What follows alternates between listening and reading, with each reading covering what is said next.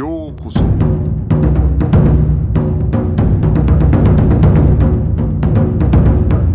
Eu sou o Gustavo e você está ouvindo o Budocast.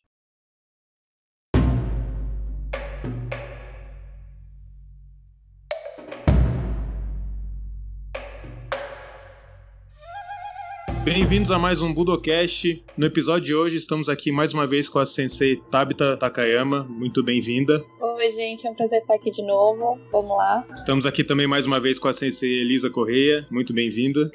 Obrigada, boa noite para todos. Estamos também aqui com o Arthur, do Japonês com Arthur. Opa, olá, Gustavo, tudo bem? Boa noite. Então vamos lá, né? Vamos gravar. Bom, gente, o episódio de hoje é pra gente conversar um pouco sobre a nossa experiência vivendo no Japão, né? Nós aqui vivemos no Japão por um tempo. A Tabita chegou agora, recém chegou lá, né? Então, até pra tentar colocar algumas coisas que a gente viveu lá e ajudar os ouvintes aqui do Budocast a talvez entender um pouco, as pessoas que talvez estejam curiosas em saber como é que é ficar lá um tempo e viver de fato no Japão. Quando eu estive lá, né, eu morei em Tóquio. Onde é que vocês, no caso a Tabita tá morando, onde é que você morou lá, Elisa? Eu morei em Tóquio também. Eu morei num lugar chamado Fuchu, que fica bem pro lado oeste, assim, a partir do centro da cidade, né? Fica pro oeste, mais ou menos 1 hora de trem do centro. Eu morava no campus da universidade onde eu estava estudando. Isso é uma coisa interessante porque eu não tive essa experiência, né? Até já falei isso com vocês, eu não tive essa experiência de fazer faculdade lá, né? Na verdade, eu resolvi da minha cabeça ir pro Japão e aí, na verdade, fui pra lá, assim, meio... Geralmente se fala na cara e na coragem, né? Mas a verdade é que eu cheguei lá, assim, até meio perdido, né? Eu lembro que, assim que eu cheguei, eu não entendia muito como fazer as coisas, assim. Eu já tinha conseguido um lugar pra ficar lá, ali perto do Parque Ueno, em Tóquio. Mas logo em seguida vem burocracia, vem um monte de pequenas coisas pra acertar, né? E além disso, tudo no Japão, pra mim, parecia, assim, ao mesmo tempo muito diferente. E no início, né, pra mim, tudo parecia muito maravilhoso, assim. Eu olhava aqueles templos, assim, tudo era muito incrível. E é até engraçado, porque na época que eu fui embora, aquilo já... Aquele como é que se diz? Olhar tudo dessa maneira, assim, acabou se perdendo e é uma coisa que eu sinto muita falta hoje. Tabita, como é que foi pra você chegar agora no Japão? Você já tinha tido a experiência de ir pro Japão? Como é que foi a chegada? Então, é que nem você falou, essas pequenas burocracias, né? Quando você é turista, né? Mesmo que você vá treinar por um X período de tempo, que não foi no meu caso como a Elisa, né, que treinou numa faculdade, ficou lá no campus, ela morou mesmo, né? No meu caso, eu sempre fui para um mês ou um tempo X, uma passagem breve porque eu nos campeonatos mundiais a gente passava antes no Japão, né? E aí depois que ia pro campeonato, né? Então, por exemplo, quando eu fui pra Coreia, participar da Coreia, a gente passou antes no Japão. Aí teve um mundial que foi no Japão, aí já tava em casa, né? Mas sempre foi aquele deslumbre, né? Você chega, você curte a vida, vai nos combine, é muito bom, né? Vai nos 1,99, então é sempre muito bom. Mas aí, morando assim, eu cheguei, eu dou muita risada com essa diferença quanto ao peso, assim.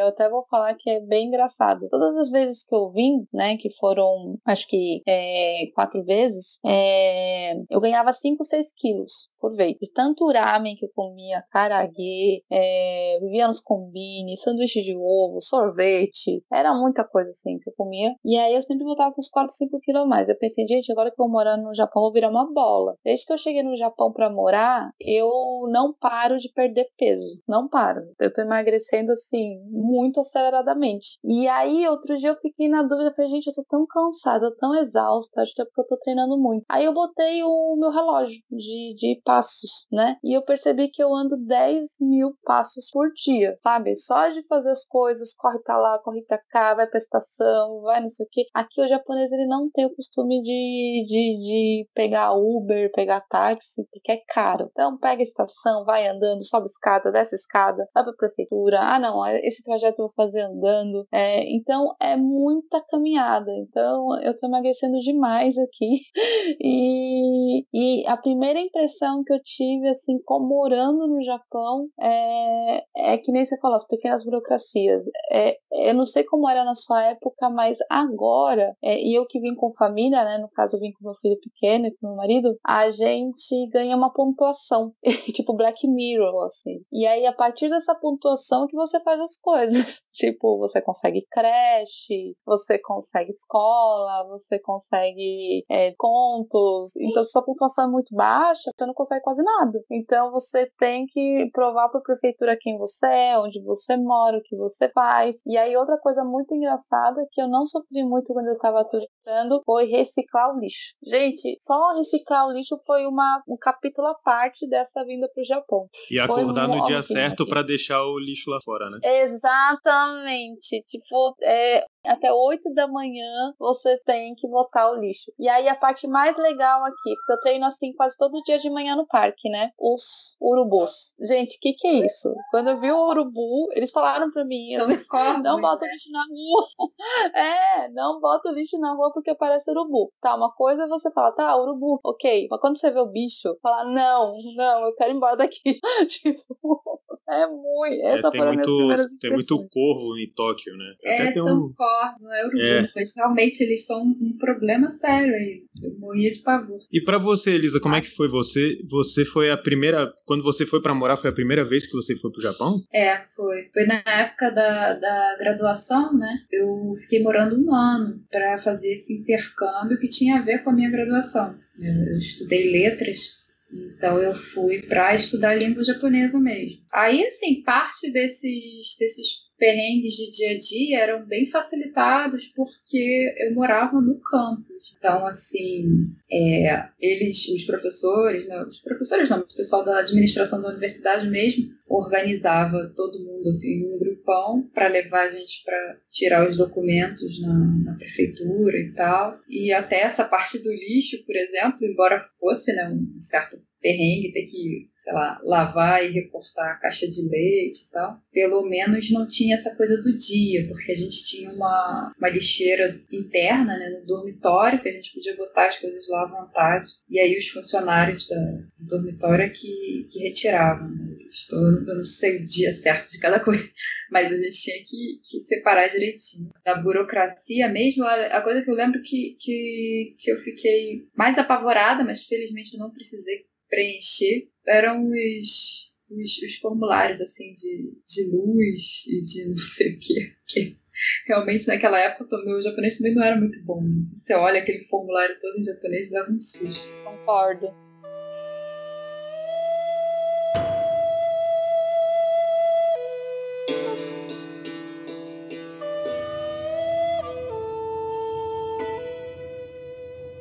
Quando eu cheguei, logo na entrada, na imigração, eles fizeram uma carteira de identidade pra mim, assim. Logo na entrada, no dia que eu cheguei. E aí eu tava lá como o tipo de visto, né, tudo, né, na minha identidade já tava lá descrito, que era de estudante, né, que eu fui com visto pra estudar línguas. E na mesma hora eles já me perguntaram se eu queria também a opção de trabalho, né, que tem uma opção de trabalho de meio período pra quem faz o curso de línguas, né. Mas o primeiro lugar que eu vivi, logo que eu cheguei, era uma share house, né? Era uma casa compartilhada. E quando eu escolhi o quarto, né? Eu encontrei, tinha uma empresa lá com esses quartos, né? Quando eu escolhi daqui do Brasil, eu olhei o quarto, eu pensei, caramba, quarto grande, né? Tinha uma geladeirinha, tinha um monte de coisa naquele quarto, né? E eu imaginei que, e assim, olhando os outros quartos que tinham naquela casa, eu achei que era o melhor quarto, né? Quando eu cheguei lá, no primeiro dia, assim, foi meio que um susto, assim, né? Na verdade, no dia que eu cheguei, eu fiquei no hotel, né? Porque eu cheguei tarde da noite e tal, e eu combinei no dia seguinte de encontrar a pessoa que ia me apresentar lá o quarto. E quando eu entrei no quarto, a primeira coisa que eu notei foi que o quarto ele era muito pequeno. Quando eu olhei na foto, eu achava que era um quarto grande, porque a foto me dava a impressão que o quarto era grande. Só que eu, no Japão, eu sou muito grande pra todo mundo. Então, esse era um problema que eu tinha muito quando eu tava lá, porque tudo pra mim era muito pequeno. Claro que, eventualmente, eu acabei me acostumando com isso. E o outro problema foi que, justamente por essa coisa da língua, né, quando eu cheguei lá, a cama, que é onde deveria ter a cama, só tinha como se fosse um tablado de madeira. E aí eu perguntei, né, pro cara que me levou lá e tal, né, ele me deu um monte de documento em japonês, com umas coisas em inglês e tal, né, e eu não tinha muita escolha ali, né, porque eu já tinha aceitado previamente aquela situação, né, e aí eu falei pra ele, ué, mas a cama, onde é que tá? Aí ele falou pra mim, não, mas isso tinha que ter lá atrás, não sei aonde, ter dito que queria a cama. Mas na foto tinha uma cama, né? Então eu jurava que ia ter a cama. E aí eu falei pra ele assim, e vem cá, tem algum lugar pra eu comprar um... E ele falava praticamente só japonês, assim, o inglês dele era muito rudimentar, assim. Eu falei, tem algum lugar aqui perto que eu consigo comprar um colchão, um futon? Aí ele falou pra mim assim, não. Aí eu fiquei com uma cara assim, né? E agora, o que eu faço? Talvez olhando a minha cara de desespero, assim, né? Ele falou, olha, eu tenho um futon usado que eu peguei de alguém lá na minha van. Você quer? Eu falei assim, tudo bem, né? Qualquer coisa é melhor do que nada. Ele me deu um futon que tinha uma mancha no meio, assim, parecia aquelas cenas de filme, assim, de policial, sabe? E eu carreguei aquele futon, que era a opção que eu tinha, carreguei aquele futon de volta pro quarto, botei ali onde tinha a cama e passei o resto do dia caçando um lugar pra pelo menos comprar um lençol pra botar ali em cima. Só que como eu não falava nada praticamente japonês, falava muito pouco, eu não conseguia achar uma loja pra comprar as coisas. A única loja que eu achei, eu não tinha grana pra comprar. Então, assim, os primeiros dias, assim, pra mim foram terríveis, assim, por causa disso. Porque eu não sabia onde ir pra conseguir as coisas, eu não... Sabe? Tudo pra mim era muito difícil, assim. Eu tive uma experiência um pouco similar também, porque eu cheguei na universidade, como eu disse, é um lugar afastado do centro. E assim, depois de um voo de 30 horas e mais sei lá quantas horas de trem, carregando mala para chegar na universidade, eu cheguei tão moída, mas tão moída. Eu acho que eu nunca na minha vida fiquei tão cansada, assim, um cansaço estranho, né, assim, sobrenatural de quem voou tanto tempo e depois tá num lugar que não conhece nada. E eu entrei no quarto, no dormitório da faculdade, e tinha uma cama, mas não tinha lençol. E eu não tinha levado lençol, eu não tinha me tocado que talvez eu tivesse que levar lençol. Nem pensei. Eu nunca mais na minha vida viajei sem lençol. Porque eu tava desesperada, precisando dormir, e não tinha lençol pra forrar a cama. Eu pensei, gente, eu vou dormir assim mesmo. Quero nem saber. Eu meio que enrolei, assim, o meu moletom pra usar como travesseiro na primeira noite, sabe? E a cama, assim, pequena, né? Eu achava que a cama ia ser grande. E tinha uma coisa muito pior, que era o seguinte... Você é muito alta. Eu tenho 1,82, mais ou menos. Então, no Japão... Lá na universidade é engraçado. Eles perguntam a altura da gente antes da gente ir, porque eles têm os quartos certos que tem as camas grandes para as pessoas muito altas. Eu acho muito engraçado isso. Porque realmente entrou fora do padrão, assim, dele. Então, porque justamente, é o que eu falei, assim, pra mim, né, eu olhei a foto com o meu conceito daqui do Brasil, né. Então, quando eu chego lá, tudo é miniatura, né, a geladeira que eu achava que era de um tamanho era menor, a cama que eu achava que era de um tamanho era menor, e o pior não foi isso. Esse quarto que eu achei que, esse quarto é muito bom, tem geladeira, tem uma pia, tem não sei o que, eu fui descobrir que, como era uma casa que eles transformaram em lugar pra alugar os quartos, aquilo ali antigamente era uma cozinha. Então tinha cano saindo de tudo que é canto e insetos surgindo pra lá e pra cá o dia inteiro no quarto. Então, assim, eram umas noites, assim, muito mal dormidas, assim. Quando eu descobri o Don Quixote, né, aí a minha vida melhorou um pouco, que aí eu comprei...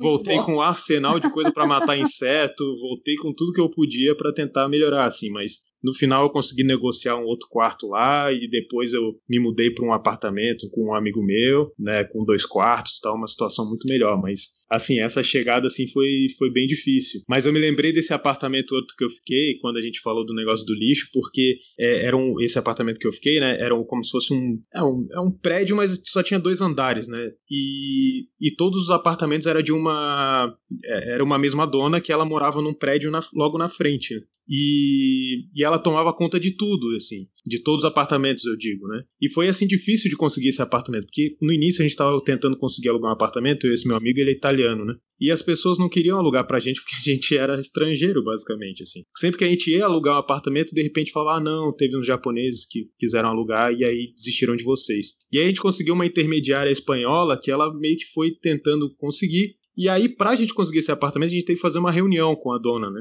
Porque eles estavam com medo que, como era um brasileiro, um italiano, ia ter festa todo dia no apartamento e todo mundo ia ficar muito incomodado. Essa era foi isso que eles disseram pra gente. E aí, o que aconteceu? Ela foi aí, essa intermediária nossa, né? Ela falou pra gente, ó, vocês têm que, como vocês estão estudando numa escola aí de japonês, vocês têm que chegar mostrando o que vocês falam, entendeu? Então vai usando tudo que vocês aprenderam, né? Pra ela se sentir mais confortável, que vocês vão entender as regras, que vocês vão entender como é, né? Morar aqui no prédio dela e tal. E ela era muito, assim, muito séria com esse negócio de levar o lixo na rua.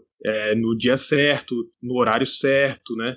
Então não podia deixar, por exemplo, tem que levar amanhã, sei lá, 6 horas da manhã. Não podia deixar lá às 8 horas do dia anterior. Tinha que acordar às 5h30 e levar o lixo no dia e tal, né? E teve um dia lá, espero que ela nunca ouça esse podcast, mas teve um dia que a gente comprou, né? Como a Tabita falou, né? A gente foi andando longe, num tipo um atacado, mas não era meio atacado, né? Um mercado que a gente ia lá que vendia coisas mais baratas, né? E a gente voltava andando de muito longe, né? E aí a gente trouxe um monte de comida, assim, e a gente esqueceu a carne do lado de fora da geladeira. E aí no dia seguinte aquilo tava horrível. Aí a gente jogou tudo fora e botamos na noite anterior do dia de jogar fora. O resultado, né? Um monte de corvo atacou o nosso lixo e fez uma zona na rua, né? E aí no dia seguinte a gente chegou no prédio e aí na frente da porta, né, tem aquele buraquinho pra botar a carta, né? Na porta de todos os apartamentos e todos tinham uma cartinha da dona, né, do apartamento, né, falando, porque alguém jogou não sei o que e os corvos fizeram a confusão, nananana.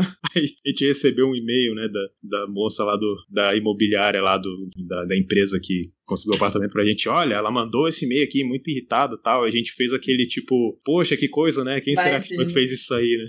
E a gente assim, né, com medo, né, que alguém descobrir que fosse a gente, né, mas enfim.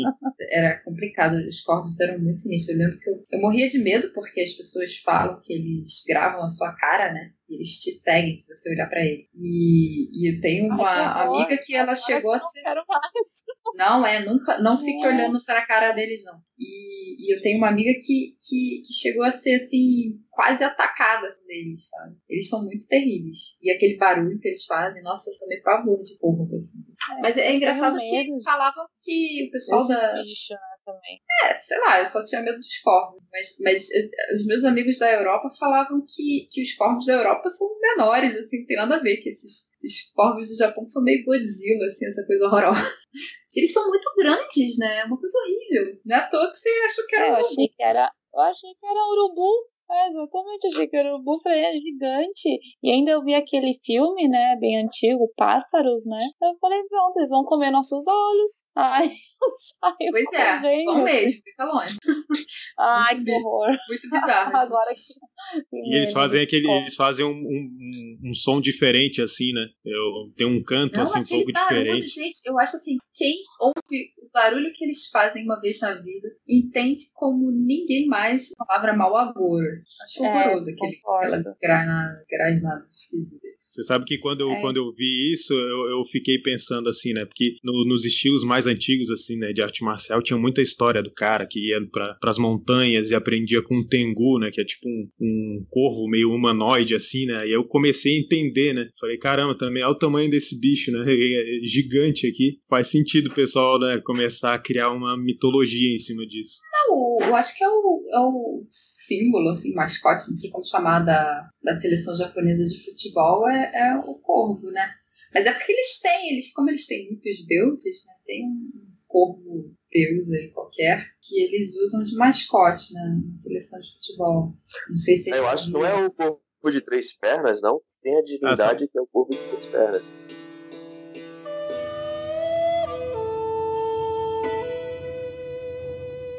Então, Arthur, conta aí então, como é que foi a sua chegada no Japão, assim, quando você chegou, como é que foi essa experiência de chegar para morar no Japão? No meu caso, foi super tranquilo.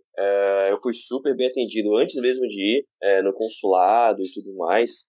Quando eu cheguei lá, na alfândega foi tudo excelente. Eu já tinha casa lá, né, da instituição que eu fui. Eu fui pela Matsujitsu Seito Kyokai, né? Então eu já tinha lá casa alugada. Eu dividia com outros voluntários e eu nunca tive nenhum problema com nada. Os japoneses sempre me trataram super bem. Foi super tranquilo. A única coisa difícil que eu achava no começo foi o dialeto, porque Você foi para Osaka, né? Isso, eu tava em Osaka e por mais que eu já tinha ouvido várias vezes Kansai Ben, né? Porque no CC de Karatê o Kawamura Sensei é de Miyake-ken. Osaka, né, é o ápice do Kansai Ben. Eles falam com mais intensidade ainda do que as demais províncias, né? E me diz uma coisa, como é que foi pra você toda a parte burocrática? Tinha alguém que ia te ajudar ou você já conseguia fazer sozinho com o que você já sabia de japonês? Bom, a parte burocrática eles me deram, sempre me davam os papéis, né? E sempre tinha, na maioria das vezes, em japonês e em inglês. E às vezes tinha até um terceiro parágrafo escrito em português nos documentos. O que eu senti estranho foi quando eu comecei a estudar kanji, né? Que eu via que muitos kanjis não tinham furigana, né? E alguns tinham. E aí eu ficava um pouco confuso nessa parte, mas aí às vezes eu desistia e já ia para a parte que estava em inglês. Eu já fui para o Japão com uma noção de japonês, né? Conseguia fazer uma conversação simples, mas eu tinha pouquíssimo conhecimento de kanji. Eu sabia só alguns básicos, como água, os dias de semana, essas coisas. Então foi mais essa questão. No caso de dúvidas que eu tinha lá, eu sempre perguntava ao atendente, ou então quando eu estava perdido, eu perguntava numa Koban, né? E eles sempre falavam, né, em japonês, bem devagar no começo, e às vezes até eles arriscavam falar inglês do jeito deles, né? Eu só achei interessante quando eu fui comprar uma bicicleta lá, porque tem que fazer um registro, é toda uma burocracia, porque bicicleta no Japão é um veículo, né? Não é como no Brasil, que qualquer um compra, né? Tem que estar registrado na sua identidade, né? No meu caso, não era mais Alien Card, né? Mas é o antigo Alien Card. E tinha que registrar tudo com numeração e tudo mais. Eu achei muito interessante. Tinha uns adesivos, cara, como se fossem umas placas, né? Para as bicicletas, estavam todas registradas. Então, até para vender é ruim, porque você vai vender, você não pode simplesmente entregar a bicicleta para alguém, porque está no seu nome. Qualquer infração que ele fizer, vai pro seu nome. Lá tem estacionamento de bicicleta, é outra coisa, né? Essa coisa da bicicleta. E realmente é bem difícil de vender bicicleta. Antes de vir embora, né, o que acontecia? Tinha um monte de gente lá, vários estrangeiros que eu conhecia, quando eles iam embora, eles não conseguiam vender algumas coisas e iam repassando para outras pessoas, né? Repassaram pra gente uma bicicleta, cara, que a gente não conseguia se livrar da bicicleta, assim. O único lugar que a gente conseguiu levar, assim, o valor que queriam dar pra gente não pagava, assim, um Big Mac, assim. Assim, falar que eu já fui chamado a atenção 2 vezes pelos policiais. Uma vez eu tava pedalando sem segurar no guidão, né? E na outra vez eu tava com um picolé, né? Na mão esquerda, porque eu sou canhoto. E não pode nem andar sem segurar com as 2 mãos do guidão e nem comer e pedalar, né? E eu não sabia. Foi muito engraçado isso. Tipo, uma infração de trânsito, né? Digamos assim, de bicicleta. Nossa, isso é muito legal. Porque aqui eu moro no Bunkyoku, né? E com o tempo eu descobri que aqui é o lugar que tem mais criança em Tóquio. E aí você vê um desfile de mães com criança na frente, criança atrás, criança em cima da cabeça, tudo na bicicleta. E aí eu vim com meu filho, né? Aí meu marido falou assim, vou comprar uma bicicleta assim também pra levar o nosso filho, né? Aí eu falei, nossa, mas é tão fácil assim? Aí não, né? Você tem que ter seguro, você tem que ter registro, você vai pagar infração, a criança tem que ir toda aparelhada, é todo um universo com as bicicletas. Eu achei isso muito, muito correto, assim, mas muito diferente. Sim. Inclusive, assim, eu andava mais com estadunidenses e australianos, né? Porque uma das minhas atribuições era ser professor de Eikaiwa, né? Da aula de inglês. Mas, então a gente tinha muitas gírias entre a gente, né? Que misturava inglês com situações do Japão e às vezes até com a língua. E uma delas, sempre que a gente via aquelas bicicletas bicicletas que carregavam duas crianças ao mesmo tempo. Assim. Tinha umas bicicletas que eram verdadeiras naves, né? Tinha vários compartimentos para criança e tudo mais. A gente chamava de motherboard, né? A nave mãe. Ou então mothership. Obrigada. Sempre usava as gírias assim, a nave mãe ali, ó. The mothership. Você sabe que quando eu tava no curso de línguas, né? Chegaram a levar simulador de bicicleta para explicar as regras de bicicleta, a pessoa experimentar e tal. Nossa. E aí tinha uma palestra, e aí um dos caras lá, né, tinha um amigo que infelizmente faleceu andando de bicicleta, e ele contava a história desse amigo dele, tinha toda essa coisa. E que acabei me lembrando, né, talvez a Tabita recém chegou, né, mas talvez o Arthur e a Elisa tenham passado pelo treinamento de terremoto, essas coisas. Vocês foram fazer isso? Assim, eu vou parecer caminhãozinho muito bobo, mas eu achava divertido. Lá dentro. Não sei se vocês fizeram isso. Caminhão que sacode. Ter sempre eu sempre tinha um kit de sobrevivência na mochila, né? Na Genkan, né? Qualquer coisa você pegava e ia pra um lugar seguro. Tinha que saber quais escolas recebiam as pessoas. Tinha até dicas, procure se não der tempo, debaixo de uma mesa, ou então no portal de uma porta que é mais seguro. Não fique perto de guarda-roupa, armário, essas coisas. Tinha todas essas instruções. E sobre o caso da bicicleta, né, do simulador, eu não vi um simulador, mas fizeram a gente ver vários vídeos de instruções como se fosse um Telecurso 2000, só que das regras de bicicleta no Japão.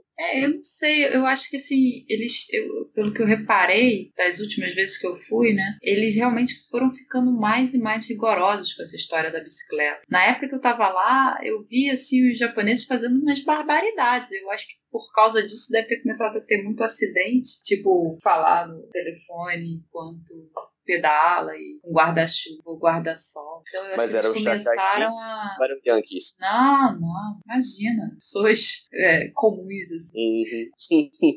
E aí eu acho que deve ter começado a ter muito problema para eles. Tão chatos, porque da última vez que eu fui lá, eles estavam realmente, eu assisti um programa na televisão explicando as novas regras mesmo, né? Legislação de bicicleta, que era com relação à capa de chuva, né? Que tipo de capa de chuva você podia usar na bicicleta. E eu reparei também, né, que eles são bem mais rigorosos, por exemplo, com o lance da lanterna. A última vez que eu tive lá também, eu tive a oportunidade de andar de bicicleta e o guardião me parou para falar: tua lanterna não tá acesa. Acho que eles realmente estão ficando bem mais chatos com esse lance de bicicleta. Essa da lanterna é interessante porque eu não sei no resto do Japão, mas em Osaka, você tinha que tirar a sua lanterna da bicicleta e colocar no bolso, porque se deixasse a sua bicicleta estacionada, o que tinha de furto de lanterna lá era muito comum. Era muito comum as pessoas roubarem a lanterna do outro. Eu conheço várias pessoas que tiveram as lanternas roubadas porque esqueceram de tirar e colocar no bolso. Essas bagunças de bicicleta mesmo, que nem a Elisa falou, porque todas as vezes que eu fui treinar também em faculdade, né? E era assim, a galera largava a bicicleta no meio do mato, e aí vinha outro, pegava a bicicleta. Pois é. É engraçado. A bicicleta era tipo guarda-chuva, sabe? Parecia que quase que não tinha dono, né? Tinha muita história de roubo de bicicleta. E aí isso era uma coisa, inclusive, que os estrangeiros todos se ressentiam muito, porque todo estrangeiro sempre é parado com bicicleta, né? Porque eles sempre querem saber se você roubou a bicicleta de outra pessoa, embora eu tenha certeza, assim, pra mim, que quem rouba as bicicletas são os japoneses, que não tem nada a perder, né? E a gente tá sempre lá, assim, preocupado. E tinha muito, muito furto de bicicleta, não era só da lanterna, não. O nego levava o negócio todo. E por outro lado, os japoneses cuidavam muito mal também, né? Eles largavam assim de qualquer jeito. Você via aquelas bicicletas sempre enferrujadas, sempre horrorosas. Eu acho que eles não davam muita bola. Assim. Eu lembro que tinha toda essa preocupação com o lance de registro. Eu lembro que às vezes eu passava em algum lugar e onde a gente tinha estacionado a bicicleta, em vez de botar porque tem como se fossem uns estacionamentos, né? Colocava assim na calçada e aí de repente tinha um guarda multando todo mundo assim em fileira. Assim, sim. Aí eles passam levando tudo. Nossa, teve uma vez que eu fiquei muito chateada, que levaram a minha bicicleta. E eu tenho certeza que eu parei no lugar certo. Só que é tanta bicicleta parando que às vezes vão empurrando a sua, né? E aí quando eu cheguei de volta, a minha bicicleta não tava lá. E aí falaram que eu tinha que olhar no depósito que tinha passado lá, os guardinhas carregado tudo. Eu tive que pagar multa, eu fiquei mega chateada. Porque assim, eu tinha certeza no meu coração que eu parei no lugar certo, sabe? Mas enfim. Eu gostava tão pouco de resolver burocracia por lá que eu resolvi não não comprar uma bicicleta e pronto. Resolvido. Sabe?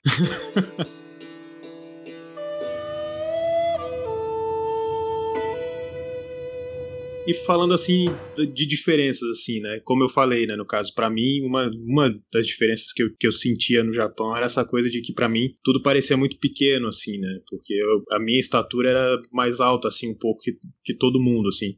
Além disso, tinha várias coisas que eu olhava na rua, assim, que pra mim eram totalmente alienígenas, assim, tipo aquele estacionamento, né? Que o pessoal levava o carro, assim, na frente de um prédio de estacionamento, e aí tinha todo um mecanismo que levava o carro lá pra dentro, estacionava lá, é um negócio totalmente, pra mim, maluco, assim, que no Brasil eu nunca tinha visto nada parecido com aquilo. O que vocês notaram, assim, quando vocês chegaram? Tem alguma coisa que chamou a atenção pra vocês de muito diferente, assim, do Japão pro Brasil? Cara, não sei onde é que vocês moram. Eu moro no Rio de Janeiro. Eu fiquei muito chocada com a limpeza do lugar, né? E eu achei engraçado que eu achava a rua muito limpa onde eu morava. Depois eu vi lugares no Japão que a rua é suja, né? Tipo, se você for pra, sei lá, Shibuya e tal, a rua é bem suja, mas... Alguns lugares de Osaka também são. Em geral onde tem os jovens, né? Os jovens sujam fazendo bagunça toda noite. Mas assim, era muito limpo, e aí eu ficava assim, meio chocada com aquilo. E aí eu comentei com uma pessoa, falei, pô, não, mas aqui é tão limpo, né? Acho que tem muita lata de lixo. Aí ele falou, você tá maluca? Não tem lata de lixo. Eu não tinha reparado, realmente não tem lata de lixo. Porque eles têm medo, né, dos ataques terroristas, aquela história de ele botando bomba em lata de lixo. Aí eu fiquei mais impressionada ainda, né, porque não apenas é limpo, como é limpo sem ter lata de lixo. Muito bizarro. Você sabe, foi interessante você falar isso, porque você sabe que quando eu estava na escola de línguas lá, né, pediram para os alunos fazer uma redação sobre diferenças, né, e isso foi uma coisa que eu falei. E uma das coisas que eu coloquei na redação foi assim, eu falei, aqui no Japão não tem nenhuma lata de lixo na rua e a rua ela é toda limpa. Lá de onde eu venho no Brasil tem lata de lixo em quase todo poste, mas o chão é todo sujo. E aí a professora perguntou pra mim, não, mas por que isso? Ficou assim com a cara assim, mas como assim? Eu falei, também não sei explicar, só sei que é assim. A lei do mínimo esforço. Cara, de diferente, no começo a gente começa a ver várias diferenças, com o tempo você ficando lá, começa a assimilar tudo de tal forma que depois você lembra, não, isso é diferente, né? Principalmente quando você passa muito tempo com os japoneses, né? Mas uma coisa assim que me surpreendeu bastante, mas que depois não, assim, porque depois do Japão pude ir para outros lugares, mas antes do Japão eu morava no litoral, né? Então é tudo plano. Eu morava em Recife, não tem morro, não tem nada, é tudo plano. Aí eu vou pro Japão, é tudo subindo e descendo o tempo todo. Eu levo assim, nossa, que medo que sai. O cara ter que ficar subindo essa ladeira aí na segunda marcha. Era um saco isso pra mim, porque eu gostava de usar bastante bicicleta, mas tinha que usar muita estamina, né? Muita resistência no começo até se acostumar. Mas eu acho que quem é do Rio, né, talvez não estranhe muito, porque mesmo sendo litoral, tem, pelo menos na parte turística, dá pra ver várias elevações, né? Aqui no Rio, os morros são bem, como é que eu digo isso? Específicos. Eu não sei se vocês sabem, mas a maior parte das favelas do Rio de Janeiro é que são em morro, né? Então, para você circular na maior parte da cidade, especialmente a parte turística, o centro da cidade, onde as pessoas trabalham, a maioria dos bairros, assim, que é melhor, assim, é tudo plano. Então, realmente, os cariocas não costumam ter hábito de subir e descer morro. Eu acho muito estranho quando eu vou a São Paulo, porque São Paulo, sim, é todo subindo e descendo. Sim, agora eu moro em Sorocaba e desde que vim pela primeira vez que eu vejo e penso, nossa, tanto sobe e desce aqui. Eu costumava dizer que Tóquio é uma cidade de vários andares, assim, você tá andando você acha que tá num nível, né, e de repente surge uma escada e aí você sobe, aí continua andando, daqui a pouco tem outra escada, e daqui a pouco você desce, aí tá no subsolo de não sei aonde, tem um monte de coisa no subsolo, né? Então, pra mim, Tóquio eu dizia que é uma cidade de vários andares, assim, você nunca sabe muito que andar que você tá. Mas eu não achava Tóquio, assim, quer dizer, pelo menos lá onde eu tava, eu achava bem plano. Realmente, tem lugares, assim, até que tem um pouco, assim, mas não achava nada, assim, muito demais, não. Mas realmente é uma cidade que se anda muito, né? Se você não tiver bicicleta, eles não têm ônibus, não usam muito táxi, né? Tudo, ou você vai a pé ou você vai de bicicleta. São 10.000 passos por dia, assim. Pois é, eu sempre emagreço quando eu vou. Mesmo nessa época que eu morei lá, eu emagreci. Quando eu vou, assim, pra ficar um pouquinho mais de tempo também, sempre emagreço. Muitas cidades que estão próximas do litoral têm a plaquinha dizendo que caso tenha um tsunami de até tanto, né, quantos metros ficaria submerso. Eu achava bem interessante e preocupante. Agora eu não vi. E quando eu cheguei em Tóquio, assim, quer dizer, pra morar em Tóquio, na verdade, todas as vezes que eu vim pro Japão, assim, a limpeza me impressionava bastante, mas como eu nasci no Chile, lá também, se você vai, não sei se vocês já foram lá no Chile, tipo, onde você for, é limpo, né? Então, tipo, não era uma coisa que me impactou tanto. E só que o que me impressionava na verdade eram 3 coisas, né? Ainda me impressiona morando aqui, tipo, como que o patrimônio é guardado, assim. Eu falo muito das maquininhas de bebida, sabe? Que elas ficam sempre nas ruas e você vai sempre na mesma maquininha de bebida e ela tá lá, intacta, não aconteceu nada com ela, continua lá. Sendo que tem uma maquininha de bebida que tá na estação de Tóquio, que ela tá lá desde a primeira vez que eu vim, que foi 10 anos atrás. Tá igualzinha lá, sem nenhum dano. E outra coisa muito engraçada que me impactou bastante é o metrô de Tóquio, né? Que você precisa realmente de um manual de instruções para andar naquilo lá, né? Só de você abrir o mapa você já toma um susto, né? E a primeira vez que eu vim, nossa, o que era pegar de trem errado, que você pega o expresso em vez de você pegar o pingado, e aí você vai pro, tipo, outro extremo, e aí você tem que voltar, ou você dorme no trem sem querer, você fica dando voltas infinitas, sabe? As 1001 linhas que tem, tipo, o manual de instruções que você tem. Hoje em dia tá mais fácil, né? Você vai no Google Maps e te fala qual linha você tem que ir, mas assim, mesmo assim, você tem que ter uma certa experiência para poder andar dentro daquilo lá, e se você não tem um cartãozinho, não jogar fora o ticket, tipo, tem que ter uma certa instrução para aprender a andar nos metrôs, né, nas linhas e tudo mais, porque realmente é emaranhado, né. E a outra coisa que eu também acho fiquei bem impressionada, principalmente aqui tem um grande exemplo que tem um parque do lado de casa. E as pessoas esquecem as coisas lá. E eu te juro por Deus, lá tem um agasalho que alguém esqueceu há 15 dias. E tá lá, gente. Um agasalho.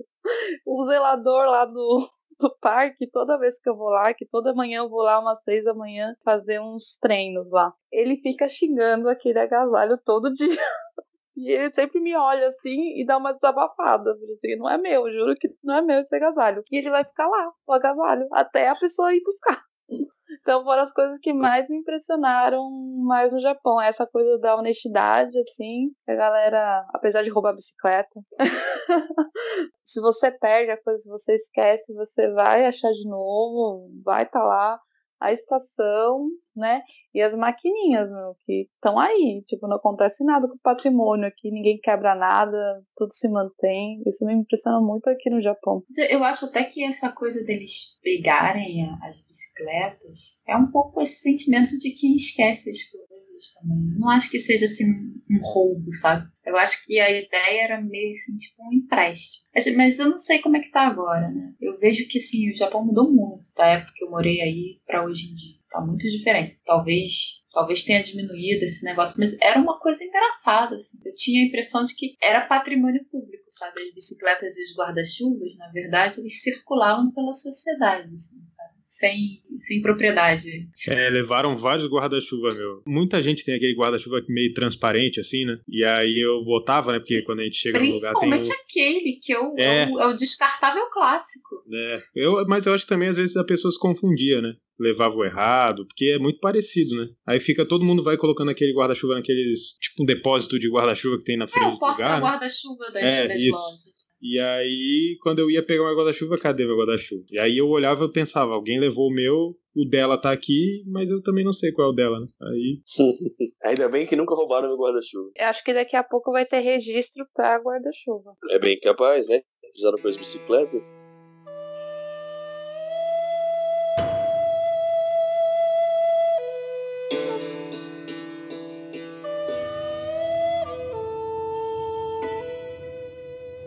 Bom, ficamos por aqui então com mais um Budocast. Falamos um pouco aí sobre a experiência de cada um aqui, de como foi, né, viver no Japão, algumas poucas coisas. Claro que tem muito mais coisa, né, não dá para condensar tudo em somente um episódio. Mas eu queria agradecer todo mundo que esteve aqui hoje, a Sensei Tabita, a Sensei Elisa e o Arthur, que vieram aí conversar com a gente e contar um pouco da experiência dele. Muito obrigado. De nada, eu que agradeço o convite. Estamos aí. Imagina, tamo junto aí. É sempre um prazer. É muito bom sempre estar fazendo parte aqui do Budocast. E cuidado com os corvos, hein, quando vir pro Japão. Então é isso, ficamos por aqui com mais um Budocast. Não se esqueça de nos seguir nas nossas redes sociais, no Instagram, no Facebook, no Twitter. Não vou cansar de falar isso. Então ficamos por aqui e até a próxima.